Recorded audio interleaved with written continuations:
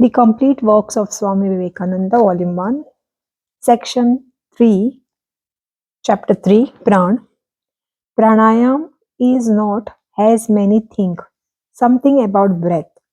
Breath indeed has a very little to do with it, if anything. Breathing is only one of the many exercises through which we can get the real pranayam. Pranayam means control of prana. According to the philosophers of India, the whole universe is composed of two materials, one of which they are called Akash. It is the omnipresent, all-penetrating existence. Everything that has form, everything that is a result of combination is evolved out of this Akash. It is the Akash that becomes the air, that becomes the liquid and that becomes the solid. It is the Akash that becomes the sun, earth, moon, stars, comets. It is the Akash that becomes the human body, animal body, plant, every form that exists or we see. Everything that can be sensed, everything that exists, it cannot be perceived. It is so subtle that it is beyond all ordinary perception. It can only be seen when it has become gross, has taken form. At the beginning of the creation, there is only this Akash. At the end of the cycle, the solid, liquid, and gases all melt into the Akash again, and the next creation similarly proceeds out of this Akash. By what power is this Akash manufactured into this universe? By the power of Prana. Just as Akash is the infinite, omnipresent material of this universe, so is this Prana the infinite, omnipresent manifesting power of the universe. At the beginning and at the end of the cycle, everything becomes Akash, and all the forces that are in the universe dissolve back into the Pran. In the next cycle, out of Pran is evolved everything that we call energy, everything that we call force. It is the Pran that is manifesting in the motion. It is the Pran that manifesting has gravitation, has magnesium, this it is prana that manifests as the actions of the body, as the nerve current, as the thought force. From thought down to the lowest force, everything is but the manifestation of prana. The sum total of all the forces in the universe, mental, physical, when resolved back to the original state, is called prana. When there was neither aught nor not, darkness was covering darkness. What existed then? That Akash existed without motion. The physical motion of Pran was stopped, but it existed all the same. At the end of the cycle, the energies now displayed in the universe quiet down and become potential. At the beginning of the next cycle, they starts up, strike upon the Akash. Out of the Akash evolve these various forms. And as the Akash changes, this Pran changes into also into all the manifestation of energies. The knowledge and the control of Pran is really what is meant by pranayam. This opens to us the door to almost unlimited power. Suppose, for instance, a man understood the pran perfectly and could control it. What power on earth would not be his? He would be able to move sun, star out of their places, to control everything in the universe, from the atom to the biggest sun, because it would control the pran. This is the end and the aim of the pranayam. When the yogi becomes perfect, there will be nothing in the nature not under his control. If he orders the god or the soul of the departed to come, they will come at his bidding. All the forces of nature will obey him as slaves. When the ignorant sees these powers of the yogi, they call them the miracle. One peculiarity of the Hindu mind is that it always inquires for the last possible generalization, leaving the details to worked out afterward. The question is raised in the Vedas. What is that knowing which we shall now know everything? Thus, all books and all philosophies that have been written have been only to prove that by knowing which everything is known, if a man wants to know this universe bit by bit, he must know every individual grain of sand, which means infinite time. He cannot know all of them. Then how can knowledge be? How is it possible for a man to be all knowing through particulars? Through particulars. The yogis say that behind this particular manifestation, there is generalization. Behind all particular ideas stands a generalization, an abstract principle. Grasp it, and you have grasped everything. Just as the whole universe has been generalized in the Vedas into that one absolute existence, and he who has grasped the existence has grasped the whole universe. So, all forces have been generalized into this Pran, and he who grasps the Pran has grasped all the forces of the universe, mental and physical. He who has controlled the Pran has controlled his own mind and all minds that exist. He who has controlled the Pran has controlled his body and all the body that exists, because the Pran is the generalized manifestation of the force. How to control pran is the one idea of pranayam. All the training and exercise is this in this regard are for that one end. Each man must begin where he stands, must learn how to control the things that are nearest to him. His body is a very near to us. This body is very near to us, nearer than anything in the external universe, and this mind is the nearest to of all.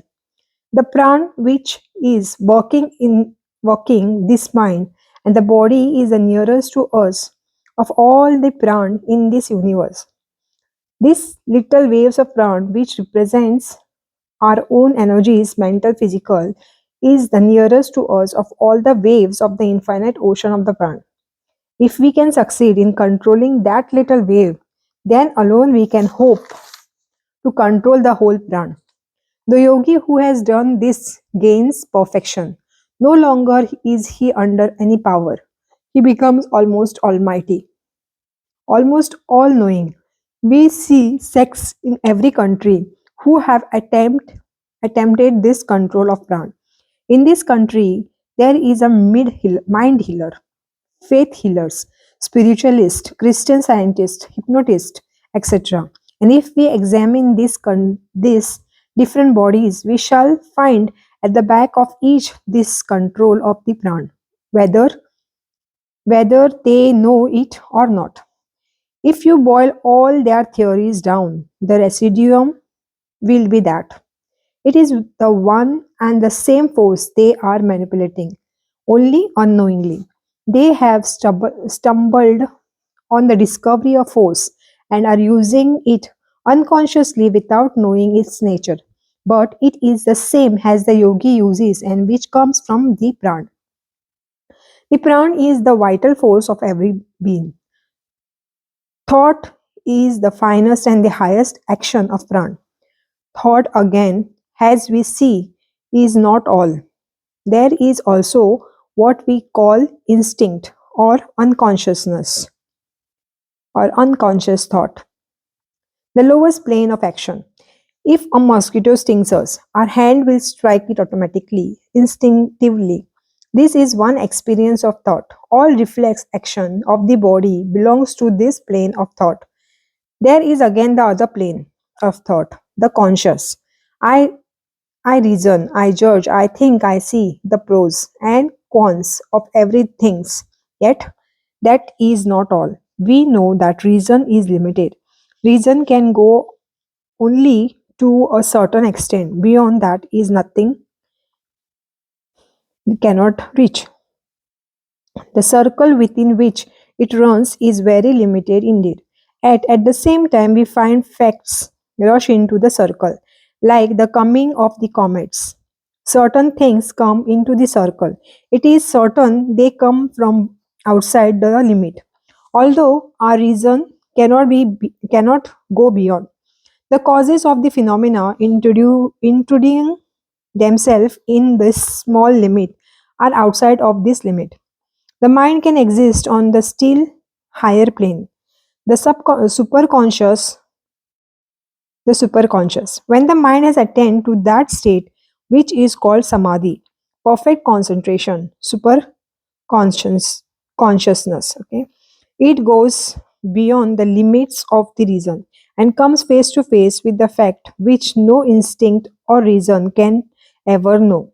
All manipulation of the subtle forces of the body, the different manifestation of prana, if trained, just give a push to the mind, help it to go upper high and become super conscious from where it acts.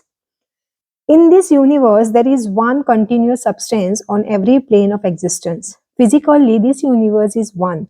There is no difference between the sun and you. The scientists will tell you it is only a fiction to say that the contrary. There is no real difference between the table and me. The table is one point in the mass of matter, and I another point. Each form represents has it where one whirlpool in the infinite ocean of matter, of which not one is constant. Just as in the rushing stream, there may be millions of whirlpools, the water in each of which is different every moment, turning round and round for a few seconds and then passing out, replaced by a fresh quantity. So the whole universe is one constantly changing mass of matter, in which all forms of existence are so many whirlpools. A mass of matter enters into one whirlpool, say a human body, stays there for a period, becomes changed, and goes out into another, say an animal body, this time, from which again, after a few years, it enters into another whirlpool called a lump of mineral. It is a constant change. Not one body is constant. There is no such thing as my body or your body except in words. Of the one huge mass of matter, one points it is called moon, another sun, another man, another earth, another planet, another mineral. Not one is constant, but everything is changing. Matter eternally concreting and disintegrating. So it is with the mind. Matter is represented by the ether. When the action of the prana is most subtle, this very ether in the final state of the vibration will represent the mind, and there is will be still one unbroken mass. If you can simply get to the subtle vibration, you will see and feel that the whole universe is composed of subtle vibrations. Sometimes certain drugs have the power to take us, while as at in the senses to that condition.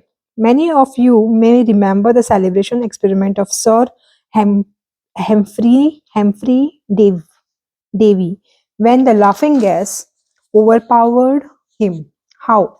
During the lecture, he remained motionless, stupefied, and after that, he said that the whole universe was made up of ideas.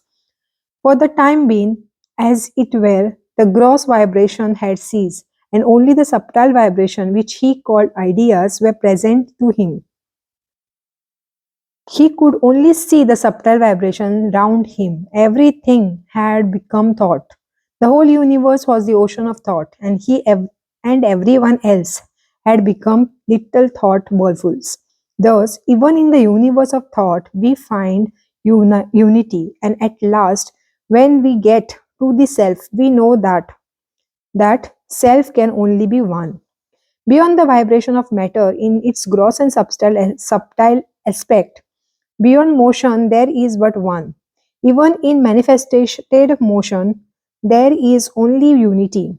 This fact can no more be denied. Modern physics also has demonstrated that sum total of the energies in the universe is the same throughout. It has also been proved that this sum total of energy exists in two forms. It becomes potential, toned down and calmed, and the next it comes out manifested has all these various forces. Again, it goes back to the quiet state and again it manifests. Thus, it goes on evolving and evolving through the eternity. The control of this pran, as before stated, is called as pranayam. The most obvious manifestation of this pran in the human body is the motion of the lungs. If that stops, as a rule, all the other manifestation of force in the body will immediately stop. But there are people who can train themselves in such a manner that the body will live on, even when this motion has stopped. There are some person who can bury themselves for days and yet live without breathing. To reach the subtile, we must take the help of the grossers, and so slowly travel towards the most subtile unit until we gain our point. Pranayam really means controlling this motion of the lungs, and this motion is associated with breath. Not the breath is producing it. On the contrary, it is producing breath. This motion draws in the air by pumping action. The pran is moving the lungs. The movement of lungs draws in the air. So, pranayam is not breathing but controlling the muscular power which moves the lungs. That muscular power which goes out through the nerves to the muscles and from them to the lungs, making them move in a certain manner, is the pran, which we have to control in a practice of pranayam. When the pran has become controlled, then we shall immediately find that all the other actions of the pran in the body will slowly come under control. I myself have seen men who have controlled almost every muscle of the body, and why not? If I have control over certain muscles, why not over every muscle and nerve of the body? What impossibility is there? At present, the control is lost and the motion has become automatic. We cannot move our ear at will, but we know that animals can. We have not the power because we do not exercise it. This is called atavish, atavisham. Again, we know that motion which has become latent can be brought back to manifestation. By hard work and practice, certain motions of the body which are most dormant can be brought back under perfect control. Reasoning thus, we find there is no impossibility, but on the other hand, every probability that each part of the body can be brought under perfect control. This the yogi does through the pranayam. Perhaps some of you have read that in pranayam, when drawing in the breath, you must fill your whole body with pran. In the English translation, pran is given as breath, and you are inclined to ask how that is to be done. The fault is with the translator. Every part of the body can be filled with pran, the vital force, and when you are able to do that, you can control the whole body. All the sickness and misery felt in the body will be perfectly controlled. Not only so, you will be able to control another body. Everything is infectious in the world, good or bad. If your body be a certain state of tension, it will have a tendency to produce the same tension in others. If you are strong and healthy, those that live near you will also have the tendency to become strong and healthy. But if you are sick and weak, those around you have the tendency to become the same. In the case of one man trying to heal another, the first idea is simply transferring his own health to the others. This is the primitive sort of healing. Consciously or unconsciously, health can be transmitted. We, a very strong man, living with a weak man, will make him a little stronger, whether he knows it or not. When consciously done, it becomes quicker and better in its action. Next comes those cases in which a man may not be very healthy himself, yet we know that he can bring health to another. The first man in such case has a little more control over the pran and can rose. For the time being, his pran has it where to be a certain state of vibration and transmit it to another person. There have been cases where This process has been carried on at a distance, but in reality, there is no distance in the sense of a break. Where is the distance that has a break? Is there any break between you and the sun? It is a continuous mass of matter, the sun being one part and you another. Is there a break between one part of the river and another? Then why cannot a force travel? There is no reason against it. Cases of healing from a distance are perfectly true. The pran can be transmitted to a very great distance, but to one genuine case, but to one genuine case, there are hundreds of frauds. This process of healing is not so easy as it is thought to be. In the most ordinary cases of such healing, you will find that the healer simply take advantage of a natural healthy state of a human body.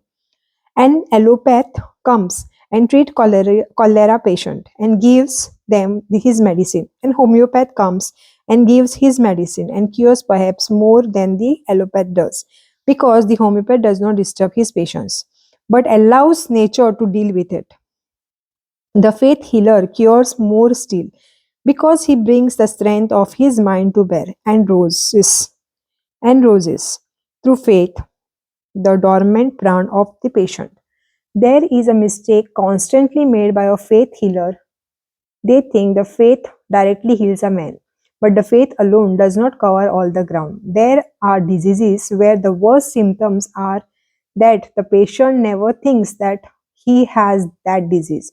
That tremendous faith of the patient is itself one symptom of the disease and unusually indicates that he will die quickly. In such cases, the principle that faith cures does not apply. If it were faith alone that cured this patient, also would be cured. It is by the pran that really cures the patient. The pure man who has controlled the pran has the power to bring it into the certain state of vibration, which can be conveyed to others, arousing in them a similar vibration. You see that in everyday action, I am talking to you. What am I trying to do?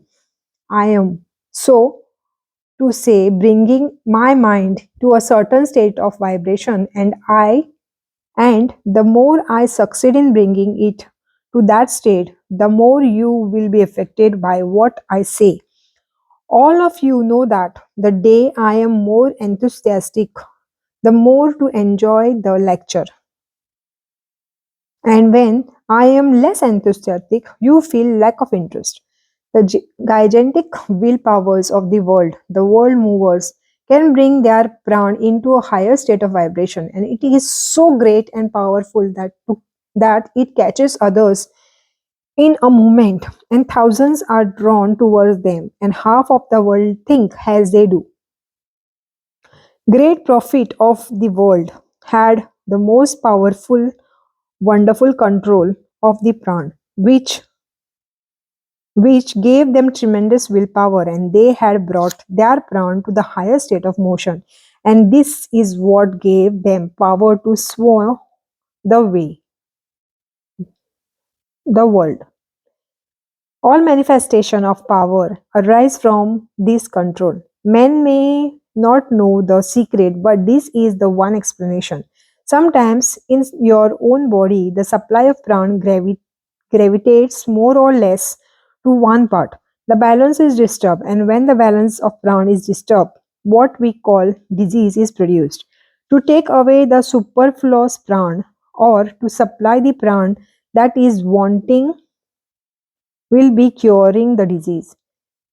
That again is pranayam. To learn when there is more or less pran is in one part of the body, then there should be the feelings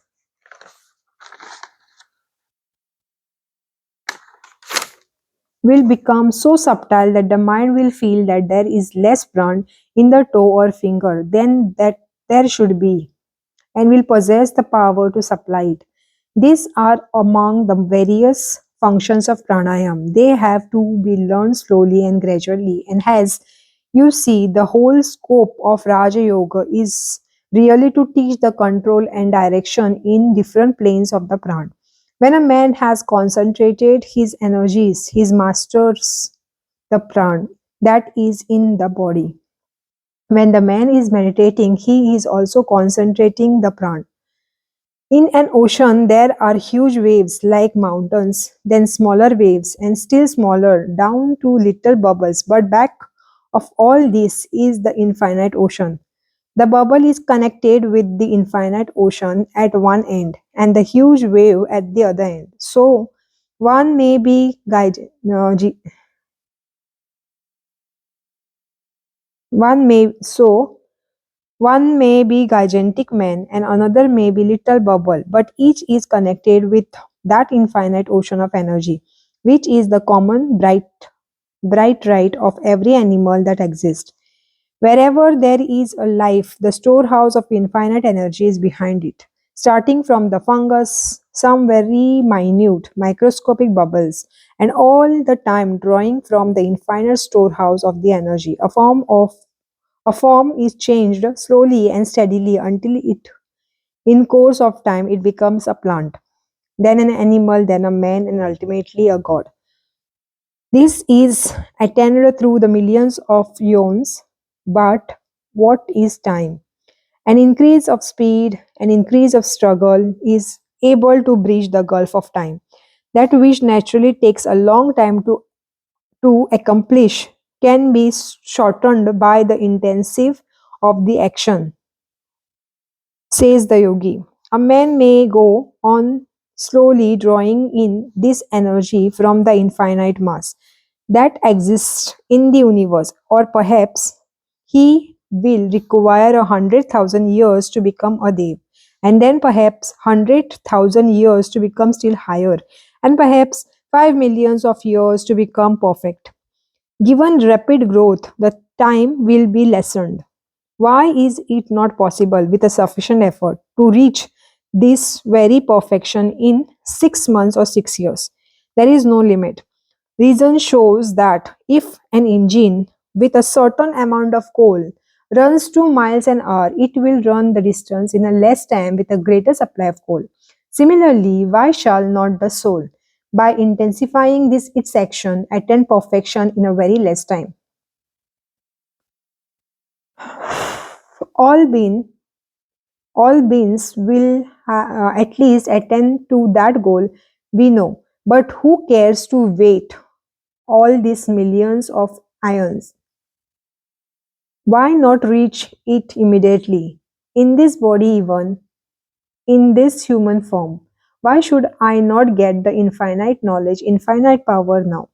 The idea of the yogi, the whole science of yoga, is directed to the end of teaching men how, by intensifying the power of assimilation, to shorten the time for reaching the perfection, instead of slowly advancing from point to point and waiting until the whole human race has become perfect. All the great prophets, saints, and seers of the world, what did they do? In one span of life, they lived the whole life of humanity, transferred the whole length of time that it takes ordinary humanity to come to the perfection. In one life, they perfect themselves. They have no thought for anything else, never leave a moment for any other idea, and thus the way is shortened for them. This is what is meant by concentration, intensifying the power of assimilation, thus shortening the time. Raja Yoga is the science which teaches us how to gain the power of concentration. What has pranayam to do with spiritualism? Spiritualism. Spiritualism is also a manifestation of pranayam. If it be true that the disparate spirit exists, only we cannot see them, it is quite probable that there may be hundred and million of them are about us we can neither see, feel, nor touch. We may be continuously passing and repassing through their bodies, and they do not see or feel us. It is a circle within a circle, universe within a universe. We have five senses, and we represent Pran in the certain state of vibration. All beings in the same state of vibration will see one another, but if there are beings who represent Pran in the higher state of vibration, they will not be seen. We may increase the intensity of the light until it cannot be seen it at all. But there may be beings with the eyes so powerful that they can see such light again. If it if its vibration are very low, we do not see the light. But there are animals that may see it, as cat and owls. Our range of vision is only one plane of vibration of this prana. Take this atmosphere for instance. It is piled up with layers on layers, but the layers nearer to the earth are denser than those above. As you go higher, the atmosphere becomes finer and finer. Or take the case of the ocean. As you go deeper and deeper, the pressure of water increases, and animals which live at the bottom of the sea can never come up, or they will be broken into pieces. Think of the universe as an ocean of ether consisting of layer after layer of various degree of vibration under the action of prana. Always away from the center of the vibration are less. Near to it they become quicker and quicker. One order of vibration makes one plane. Then suppose this range of vibration are cut into planes. So many millions of miles one set of vibration, and then so many millions of miles another still higher set of vibration, and so on. It is therefore probable that those who live on the plane of certain state of vibration will have the power of recognizing one another, but will not recognize those above them. At just as by the telescope and the microscope we can increase the scope of our vision, similarly we can by yoga bring ourselves at the state to the state of vibration of another plane, and thus enable ourselves to see what is going on there. Suppose this room is full of beings whom we do not see. They represent pran in a certain state of vibration, while we represent another. Suppose they represent a quick and a we the opposite, as well as we. All are parts of same ocean of prana. They differ only in their rate of vibration. If I can bring myself to a quick vibration, this plane will immediately change for me. I shall not see you anymore, and you vanish and they appear. Some of you perhaps know this to be true. All this brings of the mind into the higher state of vibration is included in one word of in yoga, that is samadhi. All these states of higher vibrations, superconscious vibrations of mind, are grouped in that one word, samadhi. And the lower state of samadhi gives us vision of these beings. The highest grade of samadhi is when we see the real thing, when we see the material out of which the whole of these grades of beings are composed, and that one lump of bring being, clay being known. We know all the clay in the universe. Thus, we see the pranayam includes all that is true of spiritualism, even. Similarly, you will find that wherever any sect or body of people is trying to search out anything co- occult and mystical or hidden, what they are doing is really this yoga, this attempt to control the prana. You will find that wherever there is any extraordinary display of power, it is manifestation of this prana. Even the physical science can be included in pranayam. What moves the stream engine? Prana acting through the stream. What are all these phenomena of electricity and so forth but prana? What is physical science? The science of pranayam by external means. Prana manifesting itself as a mental power can only be controlled by mental means. That part of pranayam which attempts to control the physical manifestation of the prana by physical means is called physical science. And that part which tries to control the manifestation of the plant has mental force by mental means is called as Raja Yoga.